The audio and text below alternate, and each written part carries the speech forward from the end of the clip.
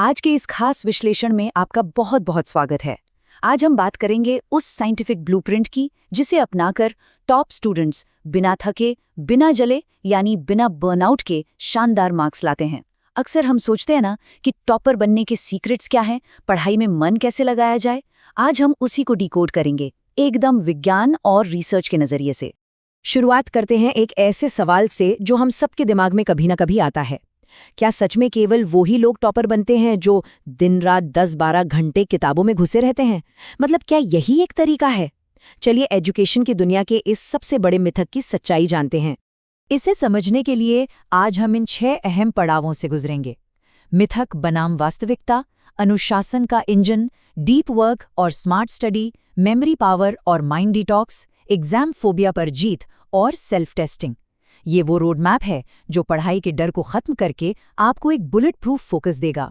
तो चलिए सबसे पहले बात करते हैं भाग 1 की, मिथक बनाम वास्तविकता, सफलता के असली तंत्र को समझना।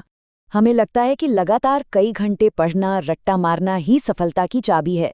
लेकिन 2024 की कैम्ब्रिज यूनिवर्सिटी की एक बेहद दिलचस्प स्टडी ने इसे गलत साबित कर दिया है। उनके मुताबिक असली गेम चेंजर है मेटाकॉग्निटिव सेल्फ रेगुलेशन। सुनने में थोड़ा भारी शब्द लग रहा है ना?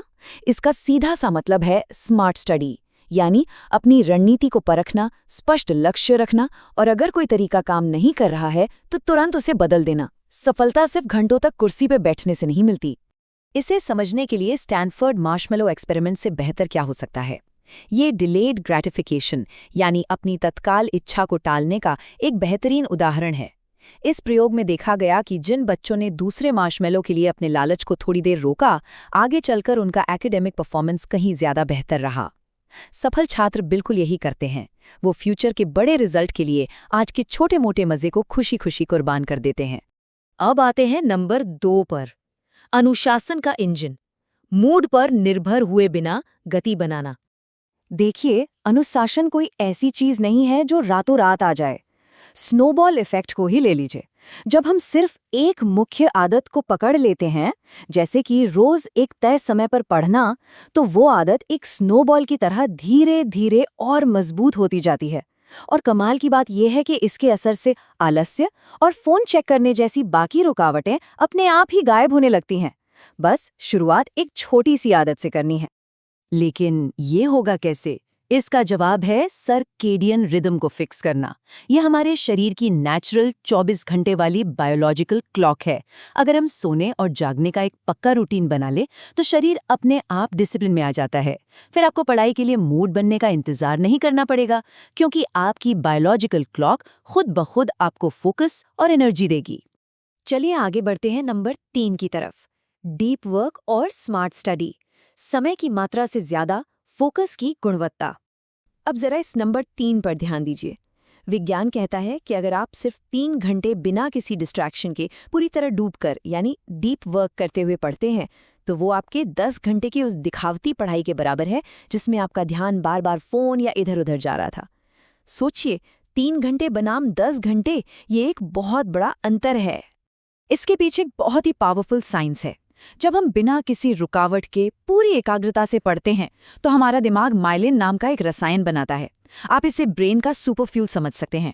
ये सीखने और याद रखने के न्यूरल पाथवे को इतना मजबूत बना देता है कि चीजें तुरंत याद हो जाती हैं। यही वजह है कि कुछ लोग कॉन्सेप्ट्स को एक बार में समझ लेते हैं और बाकी लोग बस रटते रह जाते हैं। और इस डीप वर्क को अचीव करने का सबसे आसान तरीका है टाइम ब्लॉकिंग। अपने दिन को इस तरह बांटना बहुत कारगर होता है। सुबह के समय जब एनर्जी सबसे हाई होती है तब सबसे मुश्किल सब्जेक्ट्स पढ़ें। दोपहर का समय रिवीजन के लिए रखें और रात का समय डाउट सॉल्व करने के लिए। इस तरह का रूटीन टाल मटोल की आदत को जड़ से खत्म कर देता है। एक और बात, हमारा आसपास का माहौल यानी एनवायरनमेंट डिजाइन बहुत मैटर करता है। अगर फोन सामने रखा है तो उसे चेक करने की इच्छा होगी ही। इसलिए सबसे सीधा समाधान है मोबाइल को दूसरे कमरे में रख दें। एक शांत लाइब्रेरी जैसा माहौल अपने आप फोकस लाता है। इसका सीधा सा मतलब है कि प्रोडक्टिविटी सिर्फ आपके विल पावर से नहीं बल्कि आपके आसपास के माहौल से भी आती है।